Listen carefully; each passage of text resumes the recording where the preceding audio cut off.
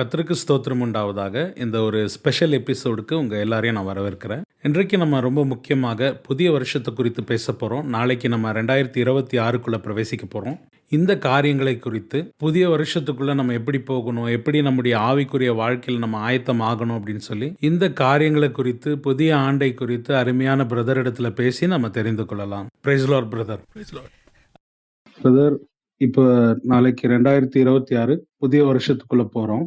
நிறைய பேருக்கு நிறைய பிளான்ஸ் இருக்கும். சிலர் ரெசல்யூஷன் எடுக்க வெயிட் பண்ணுவாங்க. சிலர் எனக்கு என்ன வாக்குத்தத்தம் வரும்னு வெயிட் பண்ணுவாங்க. ஸோ இந்த புதிய வருஷத்துல நம்ம என்ன எக்ஸ்பெக்ட் பண்ணணும், இதை பத்தி நீங்க என்ன சொல்றீங்க? இந்த நியூ இயர் அப்படிங்கிற கான்செப்ட்ஸில் வந்து நம்ம ஓவராலாக ஏற்றுக்கொள்ளப்பட்ட ஒரு நியூ இயர் தான் இந்த ஜனவரி 1 இப்போ இந்த காலகட்டத்தில்.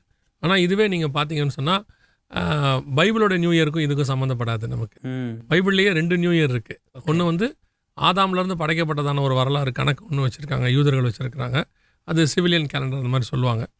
இஸ்ரவேலர்கள் விடுதலை ஆனாங்க இல்லையா, அதுலேருந்து ஒரு கேலண்டர் இருக்கும். நீங்கள் அதை பார்த்தீங்கன்னு சொன்னால் ஆபிப் மாதம் 1ஆம் தேதி இது உனக்கு வருஷத்தின் 1ஆம் நாளாக இருக்க கடவுதுன்னு யாத்ராகமத்தில் சொல்லுவார். அது ஒரு கேலண்டர் இருக்குது. அதுக்கு பேர் வந்து ரிலீஜியஸ் கேலண்டர் அப்படின்னு பேர். ஓகே. இது இல்லாமல் பைபிளில் இன்னொரு கேலண்டர் இருக்குது. அது என்னன்னு கேட்டிங்கன்னு சொன்னால், நோவா ஜலப்பிரளயம் முடியுது இல்லையா, நீங்கள் அந்த வருஷத்தை நல்லா வாசித்து பாருங்களேன். நோவாவுக்கு 601வது வருஷம் வயசு, 1ஆம் மாதம் 1ஆம் தேதின்னு இருக்கும். அப்படி என்ன அர்த்தம்னா, ஜலப்பிரளயத்தோடு வெளியே வர்றாருல, நியூ இயர் ஆண்டவர் வந்து எல்லாத்தையும் முடிச்சுட்டு நியூ வேர்ல்டை ஸ்டார்ட் பண்ணுறாரு. ஓகே. அப்போ அதுக்கு முன்னாடி இருந்த ஒரு 1650 1700 வருஷம் கணக்கிலே வரல. ஆமாம், புரியுதா உங்களுக்கு? ஸோ அதுலேருந்து கொண்டு வராங்க. ஆனால் யூதர்கள் வந்து அதையும் கணக்கு சேர்த்து வச்சிருக்கிறாங்க. நம்ம பிப்ளிக்கல் கணக்கு நம்ம சொல்கிறோம். இப்போ அதே மாதிரி இஸ்ரவேலர்களும் நியூ கணக்கு வச்சுருக்காங்க. எகிப்துலேருந்து விடுதலை ஆனதுலேருந்து. இப்போ வேர்ல்டு எந்த கணக்கு வச்சிருக்குன்னா, கிரைஸ்ட் சிலுவையில் அறையப்பட்டதுலேருந்து கணக்கு வச்சிருக்கு. 3மே பிப்ளிக்கல் கணக்கு தான். ஓகே. 3 நியூ இயரும் நீங்கள் எடுத்துக்கிட்டிங்கன்னா பிப்ளிக்கல் நியூ இயராக தான் இருக்குது. ஆனால் இப்போ நமக்கு இப்போ நியூ இயர்னு சொல்கிறோம்ல, இப்போ வச்சுருக்கோம்ல, இது எதன் அடிப்படையில் கொண்டு வந்ததுன்னு கேட்டிங்கன்னா, ஒரு 10ஆம் நூற்றாண்டில் கிரிகோரின்னு ஒரு இவர் ரோமன் கத்தோலிக்க ஃபாதர் இருந்தார். அவர் தான் நமக்கு இந்த கேலண்டர் உருவாக்கி கொடுத்தாரு. ஜனவரி 1 வந்து கேலண்டராக மாற்றப்பட்டது. அது வரைக்கும் ஜனவரி 1 வந்து நமக்கு டே 1 ஒன்று கிடையாது. இப்போ நீங்கள் பார்த்துட்டீங்கன்னா, ரோமர்கள் வந்து பார்த்தீங்கன்னு சொன்னால் ஒரு கேலண்டரை யூஸ் பண்ணுவாங்க. அதாவது கிரிகோரிக்கு முன்னாடி நான் சொல்கிறேன். அந்த கேலண்டர் எப்படின்னு கேட்டிங்கன்னா, டிசம்பர் 24 ஆரம்பித்து மே 24 வரைக்கும் இருக்கும். ஓகே. அது எப்படி ஆரம்பிக்கும் அப்படின்னு கணக்கு கேட்டிங்கன்னா, இப்போ நம்ம தூரத்தில் போகிற சூரியன் பூமி சுற்றி பூமி கிட்ட சூரியன் கிட்ட வரும். அதனால தான் மே மாதம் நமக்கு ரொம்ப சூடு இருக்குன்னு நம்ம சொல்கிறோம் இல்லையா. ஆமாம். அதை வந்து சோல் நாவியஸ்ன்னு சொல்லி 2ஆக பிரிப்பாங்க. ஸோ அங்கேருந்து பூமி வந்து சூரியனை விட்டு கொஞ்சம் தூரம் போகுது இல்லையா, அப்படியே தூரம் போக போக போக இந்த 2 அடிப்படையை வச்சு தான் அவங்க கேலண்டர் வச்சுருந்தாங்க. அதன் அடிப்படையில் தான் டிசம்பர் 25 வந்து கிறிஸ்மஸுங்கிற கான்செப்டுக்கு அவங்க கொண்டு வந்தாங்க. இந்த மாதிரி நிறைய விஷயங்கள் இருக்குது. பட் இப்போ இருக்க கேலண்டர் நம்ம ஃபாலோ பண்ணுறோம். ஜனவரி 1. இந்த ஜனவரி 1 கொண்டு வருவதுக்கு அவர் என்ன பண்ணார்னா, ஒரு 15 நாள் வருஷ கணக்கில் தூக்கிட்டார். காலங்களையும் நியமங்களையும் மாற்றுவாங்கன்னு ஒரு வசனம் இருக்கிறோம் 7ஆம் அதிகாரம் தானியல்ல. இதை வந்து அவர் செஞ்சு டோட்டலாக இதை மாற்றிட்டாங்க. ஸோ இப்போ நீங்கள் சொல்லக்கூடிய நியூ இயருங்கிறது இப்போ நம்ம ஏற்றுக்கொண்டது, வேறு வழி இல்லை. அதன் அடிப்படையில் தான் நம்ம இருக்கிறோம். இதை அடிப்படையாக வைத்து பைபிள் கணக்கையோ நீங்கள் பண்ண முடியாது. சரியா? இன்றைக்கி இதை அடிப்படையை வச்சு தான் நம்ம நிறைய விஷயங்களை வந்து பண்ணிவிட்டு இதை நம்ம ஸ்பிரிச்சுவலுக்கு பின்னாடி கொண்டு போகிறோம்ல. ஏன்னா நிறைய பேர் பிரதர் இந்த நியூ இயருக்காகவே வெயிட் பண்ணிட்டு இருப்பாங்க. நிறைய டிசிஷன்ஸ் ரெசல்யூஷன் எடுக்கணும் அப்படின்னு. வேற நமக்கு நிறைய நாள் இருக்கு, ஆனாலும் கூட இந்த நியூ இயர்ல தான் இந்த ரெசல்யூஷன்ஸ் டிசிஷன் எடுக்கணும்னு சொல்லி நிறைய பேர் வெயிட் பண்ணிட்டு இருக்காங்க. அது உலகத்தினுடைய தானே ஒரு இயல்பு. உலகம் என்ன செய்யணும்னு கேட்டிங்கன்னா, ஒரு இடத்துலேருந்து நம்ம ஸ்டார்ட் பண்ணணும், ஒரு இடத்த ஃபிக்ஸ் பண்ணிக்கிட்டாங்கன்னா அவன் சைக்காலஜிக்கலி அவன் வந்து என்ன செய்வானா, ஓகே இங்கே நம்ம அது அவனுக்கு அவனே வச்சுக்கிறதான ஒரு விஷயம் தான் வச்சுக்கோங்களேன். அப்படி எல்லாரும் வச்சுருப்பாங்க. பையன் பாருங்களேன், டைம் டேபிள் கொடுத்த பிறகு படிக்க ஆரம்பிப்பான். எக்ஸாமில் டைம் டேபிள் கொடுத்த பிறகு அவன் படிக்க ஆரம்பிப்பான். அந்த மாதிரி ஒரு இடத்துல தான் அவங்க ஃபிக்ஸ் பண்ணி கொள்வாங்க தன்னை, இந்த இடத்துலேருந்து அப்படின்னு. அப்படி உலக மக்கள் எல்லாருக்குமே ஒரு பாசிட்டிவான ஒரு காரியத்தை சொல்லணுன்றதுக்கு தான் இந்த நியூ இயரை ஃபிக்ஸ் பண்ணுறாங்க. இந்த நியூ இயர் அன்னைக்கு பாருங்களேன், அவங்க வந்துட்டு ஒரு ரெசல்யூஷன் எடுப்பாங்க. ஆமாம். நியூ இயர் அன்னைக்கு ஒரு விஷயத்தை ஸ்டார்ட் பண்ணுவாங்க. நியூ இயர் அன்னைக்கு ஒரு சிலர்லாம் இருக்காங்க, நியூ இயர் அன்னைக்கு தான் கார் வாங்குவாங்க. ஆமாம். புது அன்னைக்கு கார் வாங்க. இது வந்து அவங்க இதாக வச்சுருக்காங்க. இப்போ நீங்கள் ஆண்டவருக்குள்ளே வந்துட்டீங்க, உங்களுக்கு இன்னும் அந்த தாட்டு போயிடணும் அதை. ஏன்னா முதல்ல நம்ம நியூ இயருக்கு இதுக்கும் சம்மந்தம் இல்லை, வேறு வழியில் நம்ம இதை ஃபாலோ பண்ணுறோம். அதை நமக்கு விசேஷம் கிடையாது, ஸ்பெஷல் கிடையாது. நமக்கு எல்லா நாளுமே நியூ இயர் தான். ஆமாம். சரியா? எல்லா நாளுமே நமக்கு விசேஷம் தான். அந்த ஒரு நாளில் தான் அப்படிங்கிறது வந்து நீங்கள் என்ன ஆகுறீங்கன்னா, உலகத்தாரோட கூட சேர்ந்து நீங்கள் சந்தோஷப்பட விரும்புகிறீங்க. அந்த நாளை கொண்டாடணும், பலகாரம் சாப்பிடணும், பிரியாணி கொண்டணும், இதெல்லாம் செய்கிறீங்க. அதனால் உங்களுக்கு ஒரு பிரயோஜனம் இருக்க போகிறதில்ல. அந்த உலகத்தார் வந்து தங்களுக்கு வந்து ஒரு விஷயத்தை வச்சுக்கிறாங்க. நீங்கள் பாவ மன்னிப்பு அடைகிறீங்க, ரட்சிப்பு. இந்த நாளை தான் அடைவேன் அப்படின்னு சொன்னீங்களா நீங்க? இல்ல. நியூ இயர் அன்னையிலேருந்து நான் ரட்சிக்க போறேன்னு சொன்னீங்களா? இல்ல. ஸோ இப்போ உலகத்தார் வந்து என்ன செய்யறாங்கன்னா, அது ஒரு ரெசல்யூஷன் வச்சிருக்காங்க. உங்களுக்கு எனக்கும் அப்படி இல்லை. இப்போ ரட்சிக்கப்பட்ட அன்னைக்கு நான் இன்னைக்கு தான் ரட்சிக்கப்படுவேன், இன்னிலேருந்து ரட்சிக்கப்பட போறேன்னு சொல்ல போறீங்களா நீங்க? இல்ல. இல்ல. நீங்க ரட்சிக்கப்பட்ட அன்னையே உங்க லைஃபோட ஃபர்ஸ்ட் டே, அதான் பர்த்டே, born again இல்லையா? பைபிளும் அப்படிதான் சொல்லுது, இன்றைக்கு ரட்சிப்பின் நாள். இதே ரட்சணை தினம். ஆனா நம்ம அதை வந்து நியூ இயரா கொண்டாடுறது இல்ல. ஆமா. நிறைய பேர் அவங்க பேப்டிசம் டேட்டே மறந்துருப்பாங்க. என்னைக்கு ரட்சிக்கப்பட்டாங்கன்றது ஒரு சிலருக்கு ஞாபகமே இருக்காது. ஆமா. ஸோ நாம வந்துட்டு இந்த நியூ இயரை உலகத்தோட சேர்ந்து உலகமே சந்தோஷப்படுது. ஆனா நீங்க நல்லா கவனிச்சு பாருங்க, இந்த உலகம் சந்தோஷப்படுற நியூ இயர் ஸ்பிரிச்சுவலா இருக்கா கமர்ஷியலா இருக்கான்னு பாருங்க. கமர்ஷியலாக தான் இருக்கு. அன்னைக்கு தான் அதிகமான மதுபானம் விற்கிது, அன்னைக்கு தான் உலக பிரகாரமான களியாட்டம் இருக்கு, டான்ஸ் இருக்கு. அன்னைக்கு தான் மனுஷன் வந்து என்னமோ அந்த நியூ இயரை வந்து அவன் எவ்வளோ கூட வெறி கொண்டு ஸ்டார்ட் பண்ணுமோ அப்படி வெறி கொண்டு ஸ்டார்ட் பண்ணுறான். ஸ்பிரிச்சுவலாக ஸ்டார்ட் பண்ணுறோமா அப்படிங்கிறத எங்கள் கான்செப்ட். ரெண்டாவது, அன்னைக்கு தான் நம்ம நைட்டு வந்து போய் சர்ச்சுக்கு போகணும், அன்னைக்கு ஆல் நைட்டு அந்த ஒரு வாட்ச் நைட் சர்வீஸ்னு சொல்லுவாங்க. அது ஏன் வாட்ச் நைட் சர்வீஸுங்கிறத வந்து கொஞ்சம் கூட ஸ்பிரிச்சுவலி அவங்க யோசிக்க மாட்டாங்க. அது வந்து ஒரு இடத்துல இருந்து நமக்கு கொண்டு வரப்பட்டது, அடாப்டட். அது பிப்ளிக்கலி அப்படி கிடையாது, அது அடாப்டட். ஸோ அதனால் வந்துட்டு நம்ம அதை அக்செப்ட் பண்ணிக்கிறோம், வேற ஒன்றும் இல்லை. மற்றபடி ஸ்பிரிச்சுவலி நம்ம இதுக்கு எதுவுமே சொல்ல முடியாது. இது என்ன ஆகுதுன்னா பிரதர், நியூ இயரில் நிறைய பேர் ரெசல்யூஷன் எடுக்கிறாங்க. நான் இன்னிலேருந்து பைபிளை கம்ப்ளீட் பண்ணணும், இன்னிலேருந்து நல்லா ப்ரேயர் பண்ணணும். இது மாம்சத்தில் அவங்க இந்த டிசிஷன் எடுக்கிறதுனால நிறைய நாள் இதை ஃபாலோ பண்ண முடியாததுனால ஒரு மாதம் இல்லை 50 நாள் பண்ணிவிட்டு கிவ் அப் பண்ணிடுறாங்க. நீங்கள் கேட்டபடி பார்த்தீங்கன்னு சொன்னால், கிறிஸ்தவர்கள் வந்து அன்னைக்கு தான் நான் வந்து பைபிள் ஆரம்பிக்கணும், இந்த வருஷத்துக்குள்ளே இவ்வளோ பைபிள் முடிக்கணும், இவ்வளோ காரியங்கள் செய்யணும், ஒரு ரெசல்யூஷன் அன்னைக்கு எடுக்கிறாங்களா? ஆமாம். அது கூட அவங்களுடையதான ஒரு பலகீனத்தினுடைய வெளிப்பாடு. பைபிளை படிக்கிறதுக்கு என்னைக்கு வேணாலும் இருக்கலாம். ஆமாம். பட் அன்னைக்கு பண்ணாதான் இந்த விசுவாசியெல்லாம் ஸ்டார்ட் ஆகும், அன்னைக்கு சொன்னா இவங்க கேட்பாங்கன்னு ஒரு மைண்ட் செட் நமக்கு வந்துருச்சு. எல்லா நாளுமே நீங்க இப்போ நீங்க முடிச்சிட்டீங்க, நான் ஒரு சொல்றேன், பைபிளை ஒரு வாட்டி படிச்சு முடிச்சிட்டீங்க, ஒரு 3 மாசத்துல முடிச்சிட்டீங்க, அடுத்த நியூ இயருக்கு வெயிட் பண்ணுவீங்களா? இல்ல. அடுத்து நீங்க படிக்க தானே போறீங்க. இது எதை குறிக்குது அப்படின்னு பார்த்தீங்கன்னா, ஏதோ ஒரு இடத்துல நமக்கு வந்து ஸ்டார்ட் அப் பண்ணுறதுக்கு ஒன்று தேவைப்படுது, இக்னிஷனுக்கு ஒரு தேவைப்படுது. அந்த இக்னிஷனுக்கு அந்த டேவை வந்து அவங்க யூஸ் பண்ணிக்கிறாங்க. பட் நீங்கள் எந்த நாள் வேணாலும் என்ன செய்யலாம், படிக்கலாம், டிசிஷன் எடுக்கலாம். எல்லா நாளும் டிசிஷன் எடுக்கிறவங்கள தான் இருக்கணும். ஓகே. இதை ஒரு டேக்காக நம்ம வெயிட் பண்ண வேண்டிய அவசியமே கிடையாது. அதை வந்து அதான் திருப்பி நான் சொல்கிறேன், சைக்காலஜிக்கலாக அவங்க அப்படி பாதிக்கப்பட்டாங்க. என்ன கேட்டவங்களே அவங்க அதில் ஃபிக்ஸ் ஆகிட்டாங்க. அந்த நாள் வந்து இப்படி இருக்கும், அது இருக்கும், இன்னிலேருந்து ஸ்டார்ட் பண்ணால் அதை கரெக்டாக செய்வோம். எத்தனை பேர் அன்னிலேருந்து எக்ஸசைஸ் பண்ணுறேன்னு ஆரம்பிச்சிருப்பாங்க, வாக்கிங் போகிறேன்னு ஆரம்பிக்கிறாங்க. எத்தனை பேர் செய்கிறாங்க? இல்லை. அந்த மாதிரி தான் இதுவும். நம்ம எப்போ வேணாலும் பைபிள் ஆரம்பிக்கலாம், 1ஆம் தேதி வரைக்கும் வெயிட் பண்ண வேண்டிய அவசியமே கிடையாது. பிரதர், இன்னொரு கொஷன் என்னென்னா, இந்த ப்ராமிஸ் நியூ இயர் 1ஆம் தேதி வந்த உடனே எல்லார் மனசுலையும் என்னென்னா, ஆண்டவர் எனக்கு என்ன வாக்குத்தத்தம் கொடுக்குறாரு, கார்டில் என்ன வசனம் வருது, 365 நாளும் கூட அந்த ஒரு வாக்குத்தத்தத்துக்காக வெயிட் பண்ணுறாங்க. இன்னொரு பக்கம் என்ன நடக்குதுன்னா, வாக்குத்தத்தம் எடுத்தோன்னா ரொம்ப சந்தோஷப்படுறாங்க. ஆனால் அந்த சந்தோஷம் வந்து அடுத்த நியூ இயர் வரைக்கும் நீடிக்கிறது இல்லை. ஸோ அந்த ப்ராமிஸ் குறித்து நீங்கள் என்ன சொல்கிறீங்க? எனக்கு இந்த வாக்குத்தத்தத்தை 1ஆம் தேதி கொடுக்கறதுல எந்த இதுவும் கிடையாது எனக்கு. ஓகே. இப்போது ஒரு உதாரணத்துக்கு நான் சொல்கிறேன், சில நேரத்தில் நாம் செய்யறத கர்த்தர் யூஸ் பண்ணிக்கிறார் தெரியுமா? இப்போ கோலியாத்தோட சண்டை போடணும்னா நீங்கள் எப்படி போடணும்? கத்தியோட தான் போடணும். பட் எங்கிட்ட கூழாங்கல் தான் இருக்குது, நான் அதை யூஸ் பண்ணிக்கிறேன். கர்த்தர் என்ன செய்கிறாரு, ஓகே அவனுக்கு கூழாங்கல் தான் இருக்கு, யூஸ் பண்ணிட்டோம் அவன் அளவில். அதே மாதிரி தான் இந்த விசுவாசிகளுடைய ஸ்டாண்டர்ட் அளவு இருக்குது. ஓகே. நீங்கள் நல்லா ஸ்பிரிச்சுவலி வந்துட்டீங்கன்னா 1ஆம் தேதி வாக்குத்தத்தம் தேவையில்லை உங்களுக்கு. ஏன்னா 365 நாளும் வாக்குத்தத்தம் இருக்குது. ஆமாம். எல்லா நாளும் எல்லா வாக்குத்தத்தமும் இருக்குது. ஆபத்து காலத்தில் 1ஆம் தேதி என்னை நோக்கி கூப்பிடுன்னு சொல்லலை, நான் உனக்கு மறு உத்தரவு அருளுவேன்னு சொல்லலை. ஆபத்து காலத்தில் என்னை நோக்கி கூப்பிடு, எல்லா சூழ்நிலையும் கூப்பிடு, நான் உனக்கு மறு உத்தரவு அருளுவேன். இப்போது கர்த்தருடைய வாக்குத்தத்தம், இப்போ வந்து இவருக்கு ஆபிரகாமுக்கு நீ கானானுக்கு போனது எந்த நியூ இயரில் சொன்னார்? இல்லை மெல்கிசேதேக்கு கொண்டு வந்து அப்பமும் ரசமும் எந்த நியூ இயரில் கொடுத்தாரு? இல்லையா? இதுல எந்த நியூ இயருக்கு அன்னைக்கு ரிசல்ட்காங்க யாருமே வெயிட் பண்ணல. இதுவும் அப்படித்தான். அன்னைக்காவது இந்த வாக்குத்தத்தை சொல்லும் போது அவங்களுக்கு வந்து ஒரு எந்த உருவாகுது, இந்த வருஷத்துல கர்த்தர் இப்படி ஆசீர்வதிப்பார். நான் சொல்றேன், எல்லா நாளும் ஆசீர்வதிப்பார். ஓகே. எனக்கெல்லாம் தேவைக்கு எப்போ அப்பப்பெல்லாம் ஆண்டவர் பேசுவார். அதுதான் நம்ம ஆண்டவர். கர்த்தரை இவ்வளவு சமயமாய் பெற்ற வேற ஜனம் எது? அப்படி இருக்கும்போது இவங்க வருஷத்துக்கு ஒரு தடவை தான் கர்த்தர் என் கூட பேசுறாரு, வாக்குத்தத்தம் பண்றாரு, அதுவும் வருஷம் பண்றாரு அப்படிலாம் நினைக்கிறாங்க. நீங்க எசேக்கியேல் புத்தகத்தை எடுத்து பாருங்க, 6ஆம் தேதி 6ஆம் மாதம் 5ஆம் தேதி கர்த்தர் பேசினார் அப்படின்னு சொல்லியிருக்கோம். அதோட அர்த்தம் என்ன அப்படின்னு கேட்டிங்கன்னா, கர்த்தர் வந்து அவங்களோட என்ன செய்கிறாரு, இந்த டே கணக்கெலாம் இல்லை, 6ஆம் வருஷம் 6ஆம் மாதம் 5ஆம் தேதி. இது என்ன நியூ இயரில் வருது? இல்லை, ஒன்றுமே இல்லை இல்லையா? இப்போ ஜலப்பிரளயம் பாருங்க, 2ஆம் மாதம் 17ஆம் தேதி ஆகி அந்நாளில், இது எந்த நியூ இயர்க்குள்ளே வருது? இல்லை இல்லையா?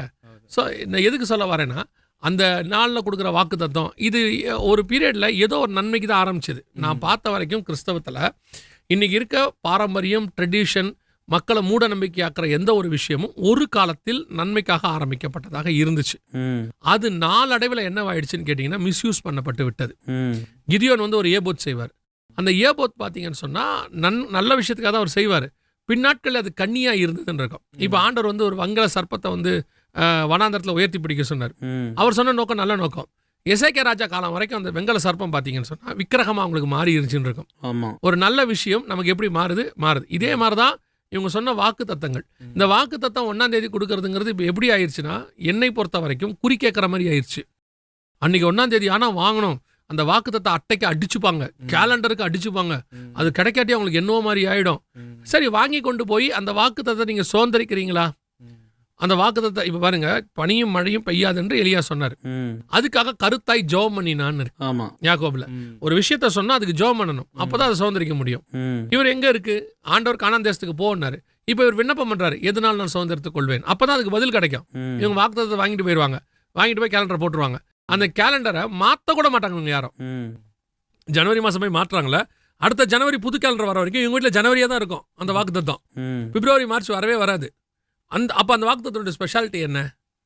இவங்க வீடுகளில் வாக்கு தத்தம் என்பது வலிமையானது, அதில் மாற்றுக்கிறதே இல்லை. என்னையெல்லாம் வசனம் மட்டுமே வாழ வைக்குது. அந்தந்த நேரத்துக்கு கர்த்தர் கொடுக்குற வார்த்தை மட்டும் என்னை வாழ வைக்குது. ஆனால் இங்கே இந்த வாக்கு தத்தம் மிஸ்யூஸ் பண்ணப்படுகிறது. அது வந்து ஒரு கவர்ச்சிகரமான காரியமாய் மாற்றப்படுகிறது. இன்னொன்று என்ன ஆயிடுச்சுன்னா பிரதர், அந்த வாக்குத்தத்தம் எல்லாமே உலக ஆசீர்வாதமாக இருக்கும். ஒரு எச்சரிப்பை குறித்தோ அல்லது நம்முடைய வாழ்க்கையை மாற்றுற மாதிரி இருக்காது. எல்லா வாக்குத்தத்தத்தில் நம்ம பார்த்தோம்னா பிளஸ்ஸிங் தான் மெயினாக இருக்குது. நீங்கள் டோட்டல் ஆதாம்லேருந்து எடுத்துக்கோங்க, சீஷர்கள் வரைக்கும் ஒரு வாக்கு தத்தம், ஒரு ஆசீர்வாதம் கட்டளை இல்லாமல் இருக்காது. சரியா? ஆண்டவர் சொல்வார், நீங்கள் சகலவற்றையும் ஆண்டு கொள்ளுங்கள். அதுக்கு முன்னாடி சொல்வாரு, பலுகி பெருகி பூமியை கீழ்ப்படுத்தி ஆண்டு. இந்த வேலையை செஞ்சா இது நடக்கும். ஆபிரகாமு சொல்வார், நான் உன்னை பெரிய ஜாதியாக்கும், நான் உன்னை ஆசீர்வதிப்பேன், நான் காண்பிக்கும் தேசத்துக்கு போ, நான் உன்னை பெரிய ஜாதியாக்குவேன். ஸோ இந்த கட்டளையை செஞ்சா இது நடக்கும். இப்போ புரியுதுங்களா? ஒவ்வொன்றும் கர்த்தர் ஒரு கட்டளை கொடுப்பாரு, அதுக்கு நீங்க செய்யணும். சரி, இப்போ பாருங்க, நியூ டெஸ்ட்மெண்ட்ல பொறுத்தவரைங்க பரிசுத்த ஆவியானவர் உங்களுக்கு கொடுக்க போறாரு. அது பிதாவின் வாக்கு தத்தம். பைபிள் அப்படிதான் சொல்லுது, பிதாவின் வாக்கு தத்தம் நிறைவேற நீங்கள் காத்திருங்கள் அப்படின்னு இருக்கு. பிதாவின் வாக்கு தத்தம் ஆகிய பரிசுத்த ஆவின்னு இருக்கு. எங்க இருக்கு? கலாத்தியர்ல இருக்கு. ஆனா இந்த பிதாவின் வாக்கு தத்தத்தை நீங்க பெறணும்னா இயேசு சொல்ற வார்த்தை என்ன? நீங்கள் போய் எருசலேமிலே காத்திருங்கள். எம்மாவூருக்கு 2 டிசிஷன் போறான். போனோன்னு இயேசு எம்மாவூருக்கு போய் அவங்கள திருப்பி யூட்டர்ன் போட்டு அனுப்புறாரு. நீங்க திருப்பி எருசலேமுக்கு போங்க அப்படின்னு சொல்றாரு.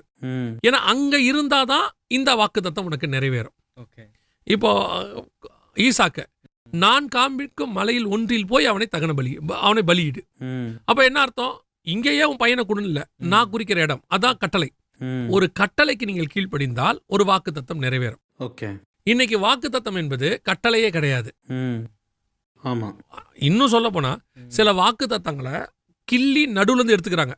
முன்னாடியும் விட்டுறாங்க, பின்னாடியும் விட்டுறாங்க. இப்போ எல்லார் வீட்டிலையும் இருக்கும், நானே உன் பரிகாரியாகிய கர்த்தர் அப்படின்னு இருக்கும். அந்த வசனத்தை நல்லா வாசிச்சு பாருங்க. என் வார்த்தைக்கு நீங்கள் கீழ்ப்படிந்து என் சொல்படி நீங்கள் நடந்தால் எகிப்தின் மேல் வந்த வாதை ஒன்றையும் உங்கள் மேல் வர பண்ணேன். நானே உன் பரிகாரியாக கர்த்தர். என் கற்பனைகள் நியமங்களையும் கை கொண்டு எனக்கு கீழ்ப்படிச்சு நடந்தீங்கன்னா இந்த வாதம் உங்க மேல வராது. நானே உன் பரிகாரியாக கர்த்தர். இப்போ இவங்க கீழ்ப்படிதல், கை கொள்ளுதல் எல்லாத்தையும் விட்டாங்க. நானே உன் பரிகாரியாக கர்த்தர். இப்ப நானே உன் சொல்றவங்க வீட்டுல வியாதி இருக்குதா இல்லையா? இருக்கு. ஆனா அதை கை கொள்றவங்க வீட்டுல வியாதி இருக்காது. இதுதான், இவ்வளவுதான் விஷயமே. அப்போ 1ஆம் தேதி வாக்கு தத்தம் என்பது கட்டளையோடு கூட. இந்த வருஷம் கர்த்தர் உங்களை ஆசீர்வதிப்பார். நீங்க சொல்றது நல்ல வார்த்தை. நீங்க வந்து அவங்களுக்கு ஒரு நல்ல வார்த்தையை சொல்லி ஒரு ஆசீர்வாதமா 1ஆம் தேதி அனுப்புறீங்கன்னு வச்சுக்கோங்க. இந்த வாக்கு தத்தத்தை சுதந்திரிக்க அவன் என்ன பண்ணணுங்கிறத சொல்லணும். ஏன்னா வசனம் கூட என்ன சொல்லுதுன்னா, கிரியை இல்லாத விசுவாசம் செத்ததுன்னு. கிரியை இல்லாத விசுவாசம் செத்தது, கரெக்ட். அப்படி இருக்கும்போது அவங்க என்ன செய்யணுங்கிறத சொல்லணும்ல. ஞானசானம் எடுத்து பழைய மனுஷன் மரித்து புது மனுஷன் வந்தாதான் நீங்க சீஷராகி சுதந்திரிக்க முடியும். அப்ப ஞானசானம் எடுக்கணுங்கிறத பத்தி பேசணும்ல. அப்ப இந்த கிரியை இல்லாமல் நீங்க சொல்ற கொள்ளுது எல்லாம் என்ன இருக்கு? உன்னை இந்த வருஷம் பலிகி பெருக பண்ணு. பலிகி பெருக பண்ணுவார். எப்படி பலிகி பெருக பண்ணுவார்? வசனம் சொல்லுது, ஈசாக்கு கர்த்தர் சொல்படி அந்த பஞ்சத்தின் தேசத்துல இருந்தான், கர்த்தர் சொல்படி விதை விதைத்தான், கர்த்தர் அவனை ஆசீர்வதித்து. அப்ப அந்த தேசத்துல அவன் இருக்கணும், பஞ்சம் இருக்கும், கீழ்படியணும், விசுவாசத்தோடு இருக்கணும், இந்த வாக்கு தத்தம் சுதந்திரிக்கும்.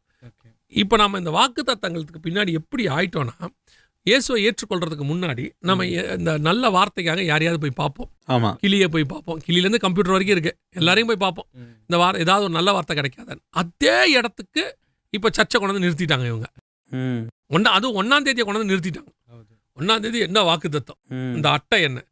இன்னும் சொல்ல போனா இந்த 1ஆம் தேதி வாக்கு தத்தம் கொடுக்குறாங்களா நைட்ல, அது எத்தனை மணிக்கு கொடுப்பாங்க தெரியுமா? 12 மணிக்கு மேல. 1 மணிக்கு மேல தான் கொடுப்பாங்க. 12 மணிக்கு அந்த இதெல்லாம் முடிஞ்சிட்டு 1 மணிக்கிட்ட தான் அந்த வாக்கு தத்தம் கொடுப்பாங்க. பாதி பேர் தூங்குவான், பாதி பேருக்கு அந்த வாக்கு தத்தமே கேட்காது. முடியும் போது வாக்கு தத்த அட்டை வாங்கிட்டு போய் எத்தனை பேர் எனக்கு தெரிஞ்சு நைட்டு வீட்டுக்கு போகும்போது இன்னைக்கு என்ன வாக்கு தத்தம் கொடுத்தாருன்னு கேட்டவங்களாம் இருக்காங்க. ஸோ இவங்களை பொறுத்த வரைக்கும் இந்த வாக்கு தத்தம் என்பது ஏதோ ஒரு ஒரு அட்ராக்டிவ், கவர்ச்சிகரமானது. அது வச்சுக்கிட்டா போதும், ஆண்டவர் நம்மளை ஆசீர்வதிப்பார். கர்த்தரை பொறுத்த வரைக்கும் மலையை பார்த்து பெயர்ந்து போன்னு சொன்னாதான் அது போகும் இல்லையா? மலைகிட்ட போய் நின்றுக்கிட்டே இருந்தால் போகாது, பெயர்ந்து போன்னு சொல்லணும். அந்த வார்த்தையை நீங்கள் சொல்லணும்ல, சொல்லாமல் எப்படி போகும்? ஸோ உங்ககிட்ட ஒரு கிரியை எதிர்பார்ப்பார், அதை செஞ்சீங்கன்னா இது நடக்கும். எல்லா வாக்கு தத்தங்களும் நமக்கு தான், அதில் மாற்றுக்கிறதே கிடையாது. ஆனால் ஒவ்வொரு வாக்கு தத்தத்தையும் நீங்கள் சுதந்திரிக்கிறதுக்கு முன்னாடி உங்களுக்கு ஒரு கட்டளை இருக்கும், அதை செஞ்சீங்கன்னா அதை செய்யணும். ஓகே பிரதர், ரொம்ப அழகாக சொன்னீங்க. இன்னொன்று, இந்த 2026 எல்லாருமே ஒவ்வொரு விதமான ஒப்பீனியன்ஸை சொல்கிறாங்க. இந்த வருஷம் ஆசீர்வாதமாக இருக்கும், தேசத்தில் இப்படி இருக்கும். நீங்கள் as a Bible teacher end டைம்ஸை குறித்து பேசுறதுனால இந்த 2026 நாங்கள் என்ன எக்ஸ்பெக்ட் பண்ணணும்? எல்லாருக்குள்ளேயும் ஒவ்வொரு ஒப்பீனியன்ஸ் இருக்கிறதுனால நீங்கள் 2026 எப்படி இருக்கும்னு சொல்கிறீங்க? இல்லை, நான் வருஷ தீர்க்க தரிசனங்கள் சொல்கிறதுல எனக்கு அவ்வளோ உடன்பாடு இல்லை. ஓகே, சரியா? என்னன்னா அந்த வருஷத்தில் ஒன்று நடக்கும்னா அந்த வருஷத்தில் நடக்கிற விஷயத்த கர்த்தர் எப்படி சொல்லுவாருன்னு எனக்கு பைபிள் சொல்லி கொடுத்துருக்கு. சரிங்களா? பைபிள் எனக்கு சொல்லி கொடுத்துருக்கு கர்த்தர் எப்படி சொல்லுவாருன்னு. இன்னைக்கு சொல்கிறவங்க 1ஆம் தேதி சொல்கிற தீர்க்க தரிசனங்களில் பெரும்பான்மையானவர்கள் பைபிள் சொல்கிற மெத்தடில் இல்லை. பைபிள் சொல்கிற மெத்தடில் ஒருத்தன் ஊழியம் பண்ணானா அது ஊழியம். ஓகே. பைபிள் சொல்கிற மெத்தடில் அவன் ஊழியம் பண்ணலை, ஆனால் ஊழியம் பண்ணுறானா எப்படி ஏற்றுக்கொள்ள முடியும்? ஆமாம் இல்லையா?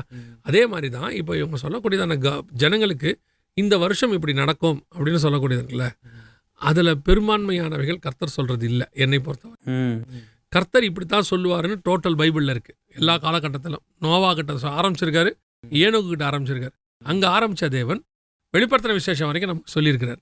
அப்படி சொல்லும்போது இவங்க சொல்லக்கூடிய எந்த பேட்டர்ன்லையும் அது இல்லை. இந்த வருஷம் என்ன நடக்கும், அடுத்த வருஷம் எப்படி இருக்கும் அப்படிங்கிறத இந்த மாதிரி ஒரு ஒரு கோடாக வச்சுக்கிட்டு பேசுகிறாங்கல்ல, எனக்கு அதில் உடன்பாடு இல்லை. இப்போது ஒரு சின்ன உதாரணம், சைனாவில் பூகம்பம் வரும் இங்கே சொல்கிறாங்க. எதுக்கு சைனாவில் பூகம்பம் வரதை ஏன் இங்கே சொல்லணும்? சைனாவில் பூகம்பம் வரும்னு எங்கே சொல்லணும்? சைனாவில் தான். சைனா அங்கே தானே வரப்போகுது. அப்போ அந்த ஜனங்கள் தானே எச்சரிக்கணும்.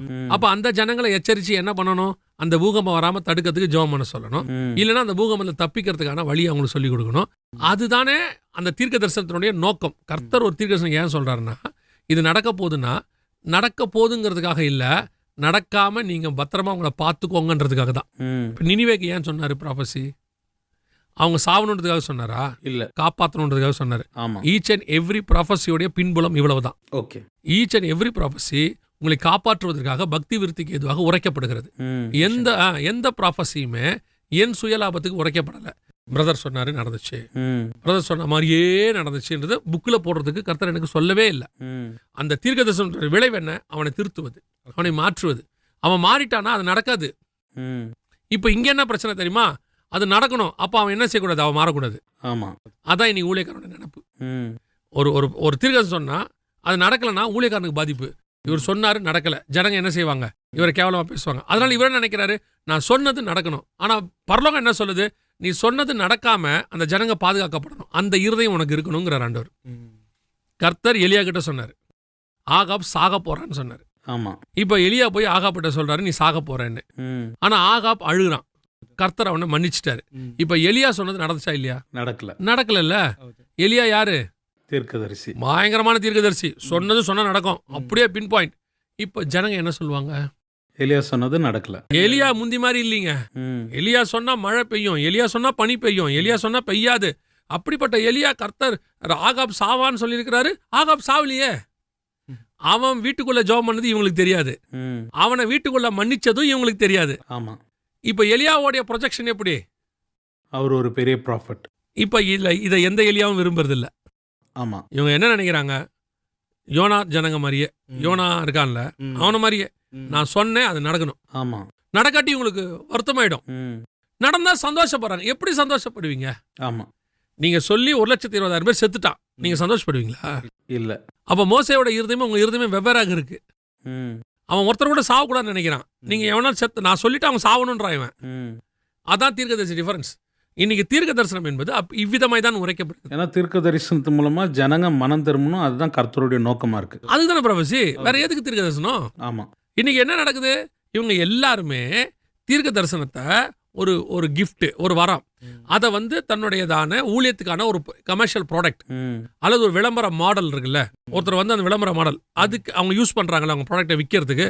அதே மாதிரி இவங்க மினிஸ்ட்ரியை நல்லா நடத்துறதுக்கு அந்த ப்ராஃபஸி கிஃப்டை யூஸ் பண்றாங்க. அந்த ப்ராஃபஸியை சொல்லி எப்படியாவது அது நடக்கணும்ன்றாங்க. நீ ப்ராஃபஸி சொன்னா சொல்லக்கூடிய விஷயம் பார்க்கணும் என்னன்னு.